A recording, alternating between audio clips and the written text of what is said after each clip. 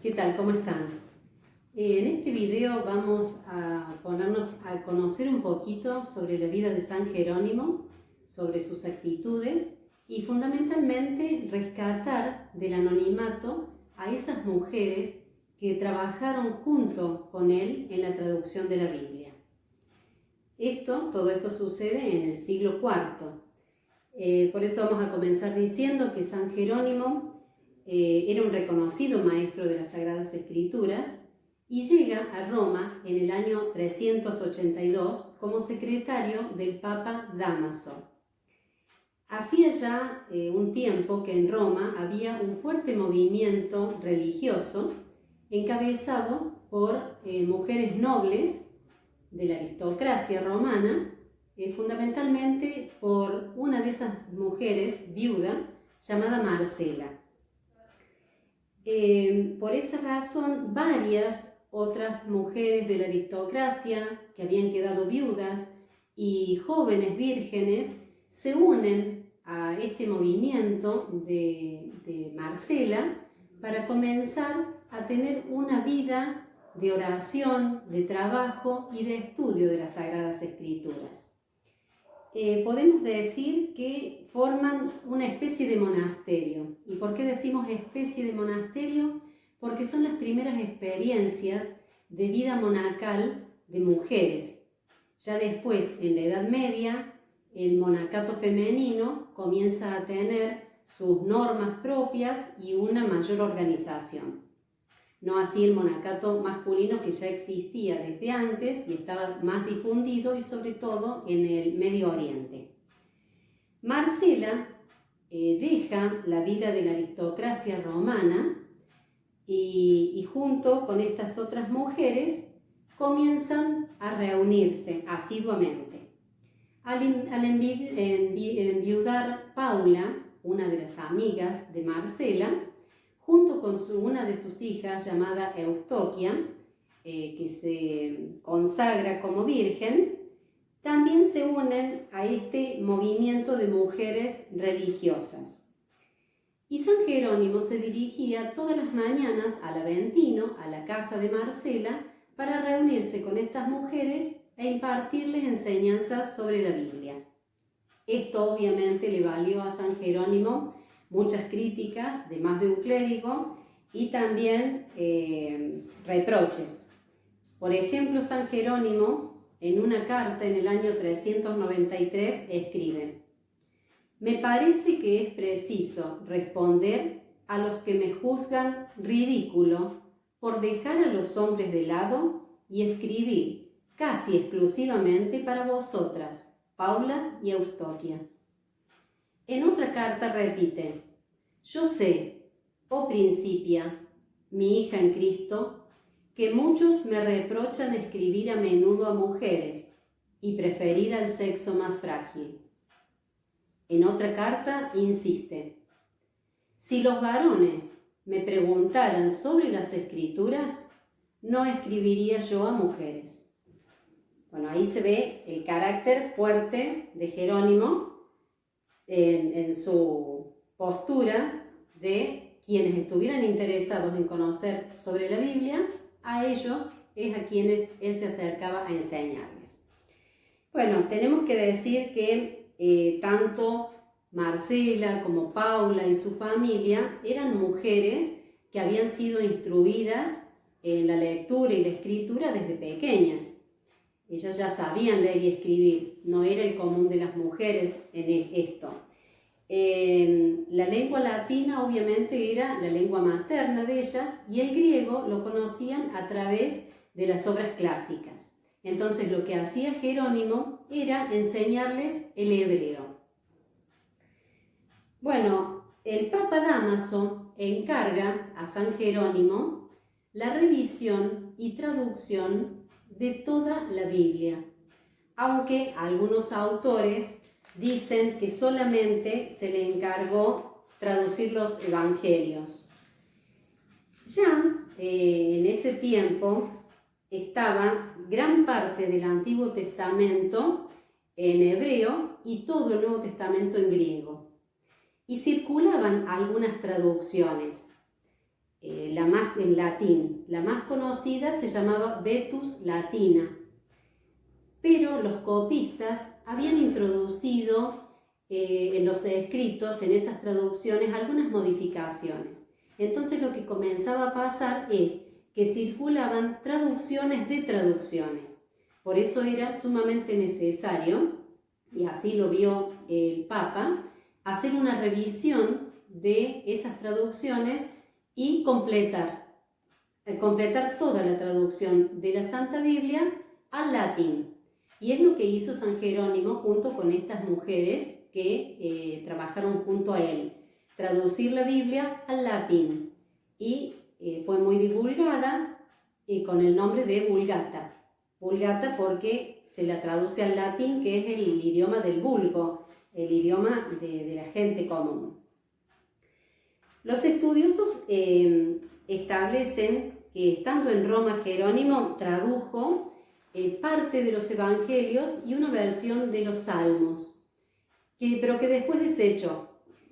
Entonces, ¿cuál fue el papel de las mujeres? ¿En qué forma participaron estas mujeres en este gran trabajo que estaba haciendo Jerónimo? Todos los datos son deducidos de cartas, porque se han conservado la mayoría de las cartas de San Jerónimo y lamentablemente muy pocas de sus alumnas. Así que todo lo que conocemos es a través de esas cartas, esa relación que había entre maestro y alumnas. Las cartas a Marcela generalmente eran sobre cuestiones de traducción de términos o la interpretación de términos del hebreo. Por ejemplo, hay una carta que dice sobre Brasilia, porque acá vemos cómo era la relación entre San Jerónimo y estas mujeres, podríamos decir sus alumnas. Sobre Brasilia, hija de Paula, si la hubieras oído hablar en griego, creerías que no sabía latín. En pocos, no diré meses, sino días, de tal modo había vencido las dificultades del hebreo que competía con su madre Paula en comprender y cantar los salmos.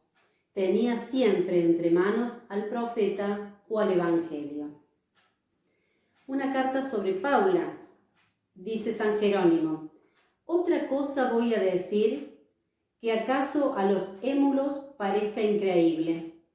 La lengua hebrea, que yo con mucho trabajo y sudor aprendí, en parte en mi mocedad, y que no dejo de meditar infatigablemente por miedo de que me deje ella a mí, la quiso aprender Paula, y hasta tal punto lo logró que cantaba los salmos en hebreo sin un resabio de latinismo. Y sobre Marcela, en una carta, Jerónimo dice, la llama Philoponotate, que significa incansable en el estudio, porque en general todas las cartas que se conservan, que San Jerónimo le dirigía a Marcela o alguna de Marcela hacia él, eran con temas estrictamente referidos a las Sagradas Escrituras. Lo ponía a Jerónimo en tal lugar que lo obligaba a darle respuesta de las cosas que ella quería aprender. Y esto obviamente obligaba a San Jerónimo a tener que estudiar mucho más a las Sagradas Escrituras para poder dar respuesta a esto, ¿no? Por eso en la carta esta nosotros vemos que se refleja cómo San Jerónimo tenía a esta mujer, a Marcela, en un lugar no solamente de ayuda, de colaboradora, sino realmente de la persona que fue muy importante en el trabajo que él realiza de las Sagradas Escrituras.